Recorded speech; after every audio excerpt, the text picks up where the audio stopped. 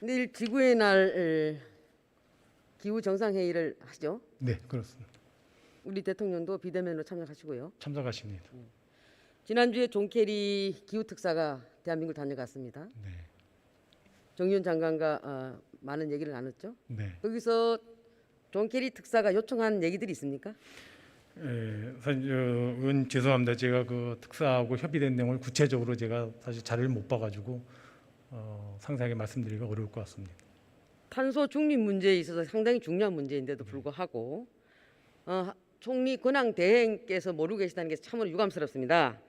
본 의원이 파악한 바에 의하면은 존 케리 이 특사가 우리 정용 장관께 요청한 것은 세 가지로 요약됩니다. 첫째는 NDC를 현재에서 50% 이상 상향 조정을 해줄 것을 요청했다고 합니다. 두 번째는 석탄 발전을 조기 퇴출해야 된다. 세 번째는 석탄 공적 금융 지원을 중단하라 이렇게 요청했다고 하는데 들어본 바 없습니까? 예, 뭐 그 내용은 알고 있습니다. 알고 있죠. 네, 네. 저는 이런 얘기를 듣고 참 우리가 여기서조차도 자주적이지 못하고 참 굴욕적이구나라는 생각을 했습니다. 기분이 썩 좋지는 않았는데 어쨌든 온실가스 감축 관련돼서는 뭐 우리 부총리께서도 너무 잘 알고 계시니까 지난번에 그 로드맵 수정했지 않습니까? 예, 그 로드맵 수정을 지난 2016년 때 기존 로드맵과 무슨 차이가 있습니까? 예, 그때는 당초에는 제가 알기로는 그냥 총량으로만 얘기해 주세요. 당시에 발생할 양의 37%인가 이렇게 했던 거를 2016년 기준으로 특정량을 이렇게 특정화했다는 것이 좀 큰 총 차이라고. 배출량은 뭐 감축이 안 됐죠. 단지 우리가 국외에 의존했던 것을 국내에서 더 좀 감축하겠다라는 것만 있는 거지. 그 들어오면서 배출량은 그대로 있는 거죠. 네. 자, 이와 관련돼서 지금 그 각국의 기후 행동을 추적하는 국제 단체 CAT라고 들어봤습니까? 거기서 지적해 놓은 내용을 보게 되면은 우리나라 온실가스 감축 추세 2030년도 봤을 때는 아주 대단히 부족한 상태다라고 지적을 하고 있고요. 또 2050년도도 봐도 지금 현 정책 기조로서는 택도 없는 얘기다. 네. 그렇다 하더라도 또 우리가 그 NDC를 갖다가 우리가 목표 달성을 한다 할지라도 2050년대는 2억만 톤 이상 웃돌고 있다. 그래서 상당히 좀 대한민국의 온실 감축 정책은 로드맵은 다시 한번 수정돼야 된다라고 지적하고 있습니다. 어떻게 생각하십니까? 예, 의원님 그지 않도 작년 12월 달에 정부도 2050 탄소 중립 전략을 선언을 했기 때문에요. 그에 따라서 저는 2050년 넷제로가 되기 위해서 2030년, 40년, 50년 어떻게 가야 될지 그거로 해서 뭘 준비해야 될지 지금 시나리오를 부처간에 작업을 하고 있고요. 그게 아직도 정리가 안 되고 아직도 계속적으로 작업 중입니다. 아닙니다. 아까 말씀한 대로 기존 자료는 있는데 작년 12월 달에 넷제로 전략을 발표했기 때문에 그 후속으로 6월 말까지 구체적인 2050 탄소 중립을 실현하기 위한 연도별 2030년, 40년, 50년 달성 목표와 준비 내용들을 현재 검토하고 있다는 말씀을 드립니다. 그걸 발표할 수 있을 것 같습니다. 지금 문재인 정부의 넷제로 관련돼 가지고 그럼 에너지 정책에 대해서 한번 제가 짚어보겠습니다. 네. 지금 이 그래프 보시죠? 예. 이게 지금 1인당 배출량 증감률을 나타낸 겁니다. 이 온실가스 종합정보센터에서 내놓은 자료이기 때문에 믿을 만한 자료죠. 여기 보게 되면 이명박 정부 때는 상당히 배출이 감소되죠. 그러다가 문재인 정부 때 와갖고 17, 18년도에 증가가 됩니다. 그러다가 19년도에 다시 떨어집니다. 이게 뭐 때문에 그렇다고 생각하십니까? 이유가 뭐죠? 바로 원전이죠. 원전. 화면을 좀 더 봤으면 예. 원전인데요. 문재인 정부 때 2017, 18년 때는 당선되시고 나서 탈원전 정책을 폈고 그래서 원전 정비를 비중 축소를 했습니다. 정비하고 그러다 보니까 당연히 올라갔고 그러다 보니까 다시 원전을 재가동하면서 이게 떨어지게 됩니다. 제가 여기서 드리고자 하는 말씀은 지금 문재인 정부의 에너지 정책 관련돼서 탈원전 정책을 계속 지금 유지하고 있느냐, 계속 이들이 가고 있느냐, 변함이 없느냐 한번 묻고 싶습니다. 의원님 아까 그 표에서 그 요인 중에 하나가 지금 정부 들어와서 석탄 발전을 여러모로 폐쇄하면서 저는 그 효과도 굉장히 컸다고 생각을 합니다. 지금 제가 드리고자 하는 말씀은 예, 예. 석탄 발전을 어디 폐지했죠? 지금 석탄 발전이 몇 기입니까 지금 대한민국에? 54개에 있는 석탄 발전이 24기입니까? 아니 환경부 장관 맞습니까? 54개로 알고 있는데요, 제가. 본의 의원이 알기는 60개 정도 알고 있습니다. 예, 근데 그래도 상당 부분 폐로를 해가지고 저 공개를 모르시면 그냥 가만히 계세요. 그리고 본 의원이 봤을 때는 지금 탈원전 정책이 지금 현재 우리가 넷째로 2050 탄소 중립에 도달하기 위해서는 현재 너무 성급한 게 아닌가. 지금 시기상조다라는 말씀을 드릴 수 있으면서 왜 그런 말씀 드리냐면 지금 문재인 정부가 정권을 잡고 나서 탈원전 로드맵 발표했을 때에 신규 원전은 사실상 백지화하겠다고 했습니다. 맞지 않습니까? 예, 그렇지만 의원님 지금 우리 원전 발전 숫자는 계속 늘어나고 있습니다. 24년 5년까지는 늘어나게 돼 있습니다. 그러니까요. 지금 24년까지 늘어나게 돼 네. 있지만서도 들어오실 때에 백지화하겠다라고 말씀을 하고 로드맵 발표를 했습니다. 그러다 네. 보니까 문제가 된 거예요. 예, 그렇게 하다 보니 지키지 못할 약속을 했다 이거죠. 지금이라도 늦지 않았으니까 고해성사하고 에너지 정책 전환하는 게 어때요? 의원님 그거는 정부의 공약적 국정 과제이기도 하지만은 또 여러모로 볼 때 신재생 에너지 쪽이 훨씬 더 우리 국가 대기를 위해서 필요하기 때문에 저는 그러한 전환이 장기적으로 좀 이루어져야 될 것 같고요. 그런 그럼 의미. 신재생 에너지 한번 말씀해 보십시다. 신재생 에너지가 지금 현재 우리가 에너지 비중의 몇 프로 차지하고 있죠? 아마 10% 6.25%로 알고 있습니다. 제가 본 의원이 알기에는. 예. 그럼 2030년까지 몇 프로로 지금 확대시킬 예정이시죠? 예, 그러니까 지금 그게 이제 과제입니다. 아까 말씀드린 2050 넷제로까지 가기 위해서는 석탄 발전도 그리고 이런 것도 하나도 준비도 안 돼 있으면서 덜컹 2050 넷제로 하겠다고 뭐 중립선언 해놓고 나머지 부분들은 전부 다 차기 정부 넘기는 거 그렇지 아닙니까? 않습니다. 의원님 아까 말씀드린 대로 작년 12월 때 넷제로 추진 전략을 정부가 발표한 바가 있고요. 거기에 대해서 계획이 있는데 다만 2050이라고 하는 넷제로를 이루기 위해서 좀 더 추가적으로 강력한 대응이 필요해서 그 시나리오를 그리고 대책을 6월 말까지 만들고 있다는 지금 말씀입니다. 재생에너지도 가능성 때문에 상당히 문제가 되고 있죠. 그리고 국토 난개발이라든가 지가상승 문제로 참 여러 가지 어려움을 겪고 있습니다. 그럼에도 불구하고 본 의원은 재생에너지 확대 정책에는 전 찬성합니다. 네. 그러나 여러 가지 문제점이 있기 때문에 이런 문제들은 또 다시 하나하나 우리가 또 점검해야 될 필요는 있습니다. 그럼 하나 더 넘어가서요. 석탄 관련돼서 말씀드려보겠습니다. 석탄 발전소를 갖다 많이 폐지했다라고 하는데 그럼 폐지했으면 좋습니다. 근데 다시 또 7기를 갖다가 지금 건설 중에 있는 것을 갖다가 그대로 지금 방치하고 있지 않습니까? 예, 거기에서 여러 가지 논의가 있는 걸로 알고 있습니다. 지금 건설 중인 석탄 발전도 있고요.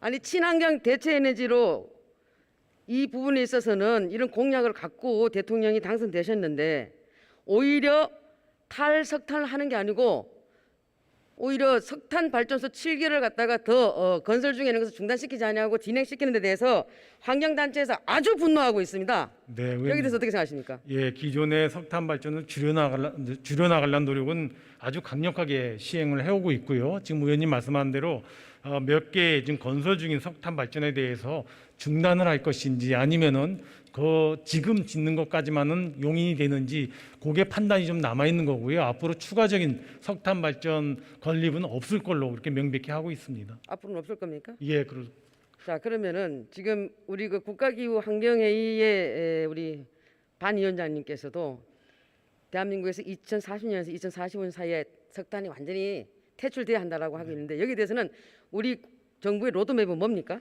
예, 지금 석탄 발전 해외 석탄 발전 프로젝트에 대한 수주 관련이고 그 수주에 대한 공적 금융 지원 관계로 아마 여쭈신 걸로 저는 이해가 아닙니다, 아닙니다, 절대 아닙니다. 말귀를 똑바로 알아들으세요.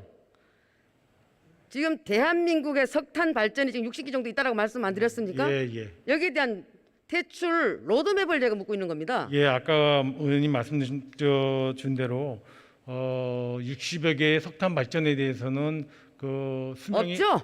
아니 있습니다. 그럼 아까 몇 년도까지 로드맵을 그려놓고 있습니까? 그러니까 제가 지금 구체적으로는 제가 개개에 대해서는 지금 말씀을 지금 총리 근황 대행께서는 총체적인 대한민국 경제 수장이십니다. 예.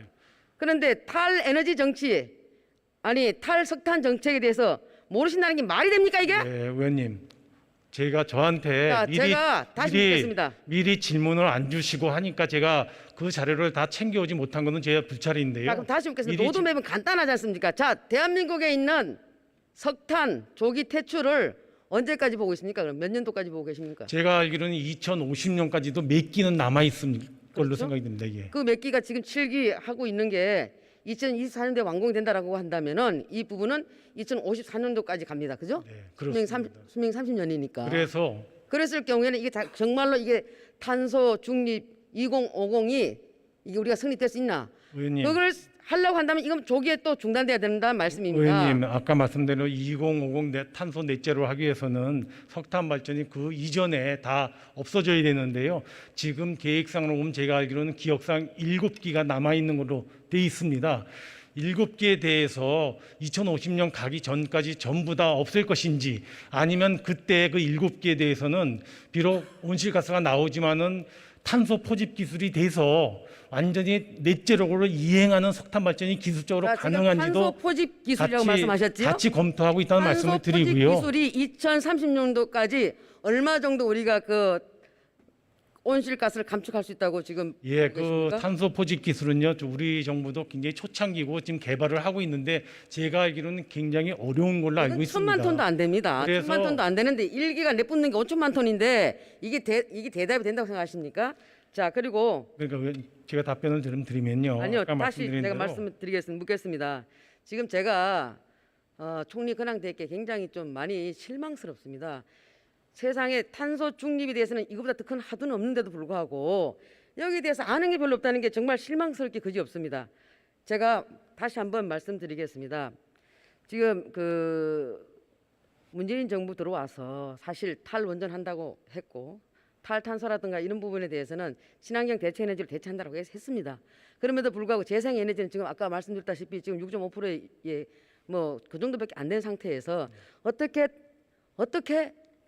2050에 넷제로가 될 수 있겠는가? 그렇다라고 한다면 좀 정책을 바꿔야 된다. 그래서 예, 본 의원이 총리 권한 대행께 지금 정책 제안을 하는 겁니다. 첫째, 우선 탈원전보다도 급한 게 탈탄소다. 지금 왜냐하면 유럽이나 미국이나 지금 다 탈탄소를 지금 최소한 2030년에서 2035년도에 다 한다고 하지 않습니까? 그러면 그네들이 그걸 하고 나면 바로 무슨 얘기 하겠습니까? 저는 아마 내일도 우리 그 정상회의에서 탄소 국경세에 대해서 얘기하지 않을까 사실 그런 걱정도 네, 됩니다. 그 부분이 얘기되기 시작하면 우리가 지금 산업 경쟁력에서 상당히 여러 가지 어려움이 있지 않겠습니까? 그래서 예. 그런 부분도 걱정하고 있는 데서 제가 이제 5가지 이 정책 제안을 했지 않습니까? 첫째, 탈탄소를 우선식으로 해야 된다. 그리고 두 번째, 재생에너지를 반대하는 건 아닙니다.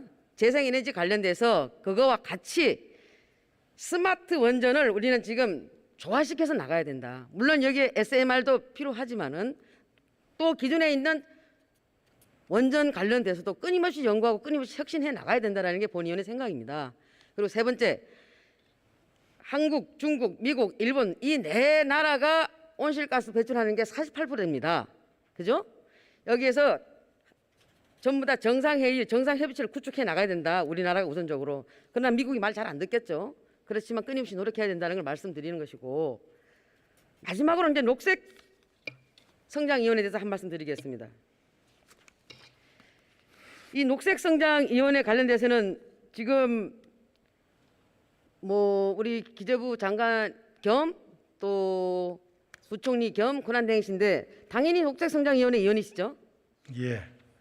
여기에 대해서 성장 배경이라든가 개념이라든가 그때 당시에 국제사회 평가라든가 그다음에 정책 실시 성과라든가 그로 인해 가지고 지금 문재인 정부가 이 부분을 갖다가 녹색성장 국가 전략을 승계해서 가고 있지 않습니까? 근데 여기 이것을 여당의 일부 의원님들께서는 녹색성장 아예 없애려고 그럽니다. 녹색성장 기본법을 아예 없애고 폐지시키고 여기에다 탄소 중립이라는 용어만 사용해서 법을 바꾸기도 하는데 여기에 대해서 어떻게 생각하십니까? 예, 지금 뭐 의원님은 뭐 용어만 바꿔서 제정한다 그러는데 내용상 살펴보시면 전혀 그렇지가 않고요. 일단 녹색성장 기본법이 이룬 성과에 대해서는 정부도 다 인정을 합니다.